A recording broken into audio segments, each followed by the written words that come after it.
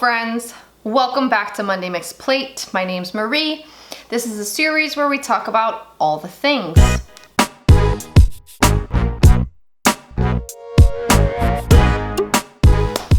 How are you guys doing? Thanksgiving's coming up. We just had our Friendsgiving on Saturday, so it is done. And we will be relaxing on Thursday, Friday, Saturday, Sunday. A much needed break. I have been eating all the sugar, all the carbs, and been paying the price for it in my skin and sinuses and all that jazz. So, since it's been a really busy time, I don't have a science corner. I haven't been perusing the interwebs like I normally would, and so I have a fairly large aesthetics portion for the video today, and so I think it should be a good video, and let's jump in. All right, first up, favorites and flops. First favorite is this Kirkland Signature Cold Brew Coffee. Now, I'm a little late to the cold brew game. Every time I had tried it in the past, it was in a bottle and it still tasted acidic to me. And I was like, why would I drink this? It doesn't taste good. But then I tried Starbucks Nitro Cold Brew, and that was creamy and delicious and very non-acidic. So I kind of got into this drinking of the Starbucks Cold Brew. Well, we all know you can't go to Starbucks every day, and so I decided to try this from Kirkland, and it's delicious. It is very nutty, it's very creamy, it's very low in acidity, it doesn't give you any type of jittery feeling, and it is a mother's best friend.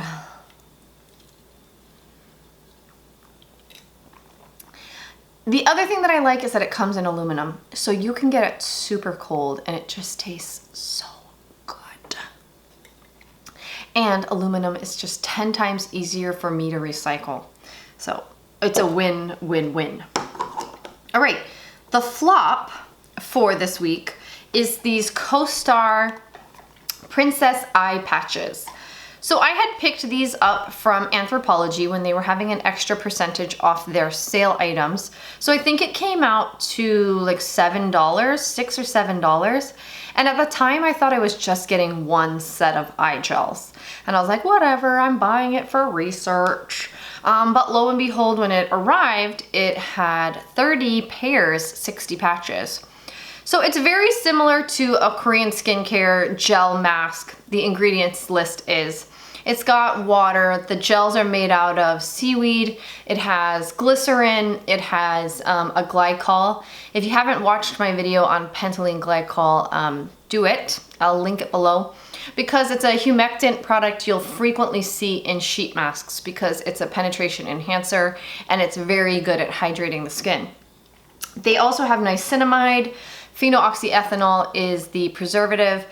So I haven't loved them. I mean, they work well enough. They just don't hydrate anywhere near as well as the 100% pure green tea eye gels. I would compare them in durability to the Acure eye gels, not quite as dense as the 100% pure. But the thing is, when you put them on, they stay in place, but they don't transfer the hydration from the mask to the skin in the way that the 100% pure ones do. So I have volume loss here. And as you know, if you've watched one of my videos, I slap on those 100% pure eye gels and my skin just drinks up every bit of moisture. These, however, when you pull them off, it just doesn't seem like any of the hydration from the gel has transferred into your skin. So it's really just sort of that surface little serum that they have on the mask. Anyway, they're good enough for what I paid for them. They do the job, but they are nowhere near my favorite 100% pure eye gels. All right, moving right along, let's jump into aesthetics because like I said, it's the biggest portion of the video. I have been playing more with my Ritual de Fille samples. Some people wanted to know about the Ash and Ember eye suits. At the time when I made the video, I'm still playing with them. The problem for me is that I put them on mostly for videos, and then I don't really have like a long wear time, so I'm not really able to give you much information on that. But I've been playing with them, and so far, two of the samples that I really am enjoying are the Anima. I had kind of already thought like this is gonna be my color, but they kind of are powdery but waxy at the same time. If you've ever tried Gressa, I don't feel like they're similar at all. Gressa's really doesn't have much behind them besides the pigment. This has a little bit of, I don't know what it is. Is it a wax? Is it a gel? I don't know, but it has a little bit more of a density to it when you're trying to apply it. So this is the Anima. It's just gorgeous. The other color that I really like, it looks like it's a collaboration between Christina Wolf and Ritual de Fille, and it's kind of this darker, but man, these colors are gorgeous. I wanted to briefly talk about the Beneath Your Mask products that came in the Beauty Heroes November box. If you're not familiar, Beauty Heroes is a beauty discovery box that comes to your house every month. I'll put all the details below. But their hero product this month was their Remedy Conditioning Lip Balm and their Beneath Your Mask Heal Whipped Skin Souffle. Now, on first glance at this product, you might think it's very greasy, it's very heavy. However, I want to show you my little trick, okay? Because I have been loving this product and this is the way that I apply it. Tips of your fingers, warm the product, get a smear on your fingers, just a very light coat, and then apply like so to your dry, crusty areas. I find when you apply it like that, it absorbs effortlessly and beautifully. Now, this product contains quite a bit of shea butter, just from looking at her ingredients list. She doesn't have a wax, she doesn't have anything in here else that's giving it this firm texture. So we got a lot of shea butter in here. So butters aren't going to ever absorb on the skin the way that a body oil would. A body oil you can apply over wet skin and it's gonna absorb really quickly. Butters tend to sit a little bit more on the skin because they're a little bit firmer at room temperature. So they're a little bit more sealing, they're a little bit better for winter time dealing with some cracked skin. So I have also been really enjoying the Remedy Lip Balm. This is the new product that was launched in the box. I find that it's very moisturizing, it's very healing to the skin, to like cracked lips. I have sinus issues around this time of year, and so I do a lot of mouth breathing and my lips tend to bear the brunt of it. And I find this is really helping kind of soothe and condition my lips. So I'm really enjoying it. I mean, these products are so simple. I've seen a lot of people kind of critique this box, but there's something to me to be said about doing the basics and doing them well and beautifully and making the simple act of putting on a lip product feel like a luxurious treatment. Now, are you familiar with the brand Gressa? It's run by a woman named Svetlana. I've been using their Minimalist Corrective Serum Foundation for, I don't know, 3 or 4 years. I'm absolutely in love with her products. I love her eye tints. I love her lip boosts. She makes gorgeously pigmented products. She had on her Instagram that she's coming out with a concealer. I am so excited because I'm so ready to ditch this RMS Uncover Up. There's some controversial things that she said that circulated around now, and it's kind of been going on for years, and I'm just ready to close the door on this brand. The other thing that I found fascinating that she was mentioning is people were asking her, are you gonna make a mascara? And she said she's not right now. Particularly because she just is not into wearing that mascara that often. And I was just like, oh, just another reason that I love her, because as much as I wear mascara, I really hate wearing it. If I could just have the confidence not to wear it, I just wouldn't. Except that my eyes look so exhausted when I don't wear it. But anyway, I was kind of like, oh, Svetlana, just another reason I love you.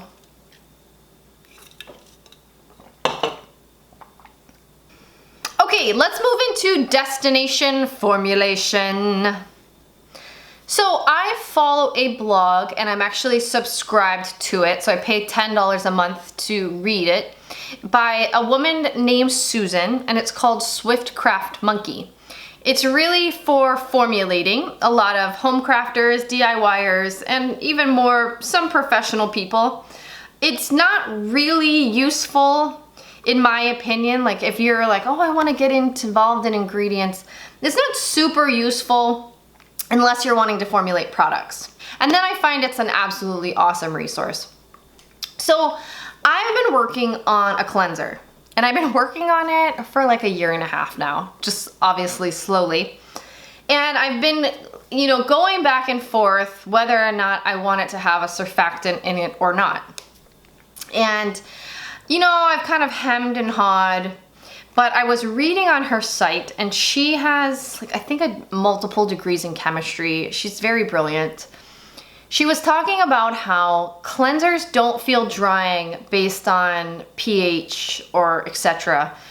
They feel drying or tightening to the skin based on the amount of surfactant that's left on the skin after the cleanser has been removed.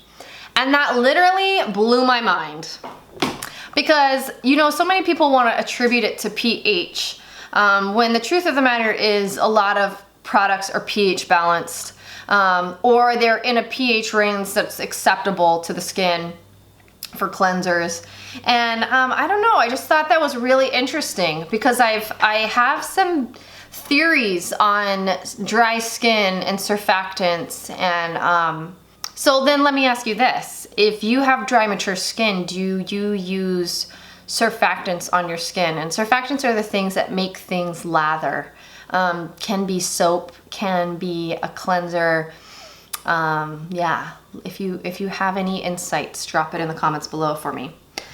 Okay, the last thing I wanted to mention was that I watched a documentary this week on Amazon called Figure It Out on the Hayduke Trail. I've mentioned it before, but I absolutely love backpacking and mountain climbing and any type of outdoor adventure. And this documentary seems very low budget, but very great film quality, is about this through hike, which is similar to like the Appalachian Trail or the Pacific Crest Trail. And it's 800 miles and it goes from Utah down through Arizona.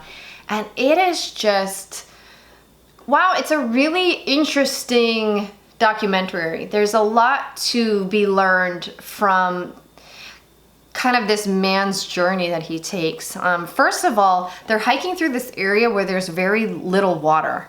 And so the whole entire time I was kind of on pins and needles and like my palms were sweating, being like, just looking at the expanse of the terrain that they're hiking and being like, where's the water gonna come from? And they talk about that in the video.